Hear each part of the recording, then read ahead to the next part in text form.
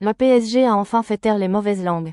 Après des années de déception, de blessures improbables, de remontadas traumatisantes, ils l'ont fait. Et avec une gifle historique, 5-0 contre l'Inter Milan. Mais ce qu'on n'avait pas prévu, c'est que cette victoire allait aussi devenir une célébration géante du rap français. PSG, rap et charo, le show du siècle. Dimanche soir, le Parc des Princes n'était pas juste le temple du football. C'était le zénith du rap parisien. DJ Snake, producteur multiplatine, fan du PSG jusqu'au haut, a décidé de transformer la pelouse en scène de concert. Et pour l'occasion, il appelle le charo en chef, Niska.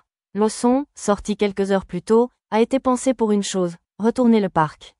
Et crois-moi, entre les flammes, la foule, et Niska qui crie, charo dans l'arène, on avait l'impression que même les sièges vibraient. Mais le moment le plus inattendu? C'est pas Snake, c'est pas Niska. C'est Luis Enrique. Oui, l'entraîneur du PSG. L'ancien du Barça. L'homme en costard. Le mec a dansé. La danse du charo. Franchement, à ce moment-là, Matuidi a dû pleurer de fierté devant sa télé. Le coach a tout donné, mouvement d'épaule, regard de tueur, limite il aurait pu rentrer en studio avec Niska. Mais au-delà de la blague, ça montre un truc très fort, l'ADN rap du PSG. Ce club, c'est plus qu'un terrain. C'est une vibe, une identité urbaine, culturelle, où le rap fait partie du décor autant que les crampons. Et c'est pas tout. À l'entrée des joueurs, chacun avait son son. Mais y a un gars qui a marqué les esprits, Désiré Doué, qui a débarqué sur Dolce Camara, de SDM et Booba. Une entrée de patron pour le nouveau crack du PSG.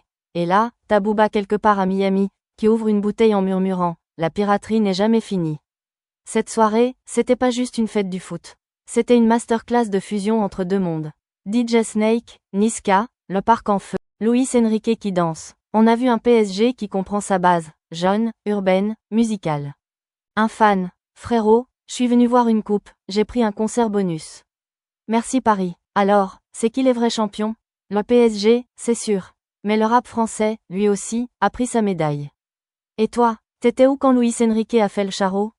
Abonne-toi à Shérif du Rap pour plus d'histoires où le micro et le ballon se croisent. Active la cloche, et surtout, vive le rap, vive le foot, vive le charo style.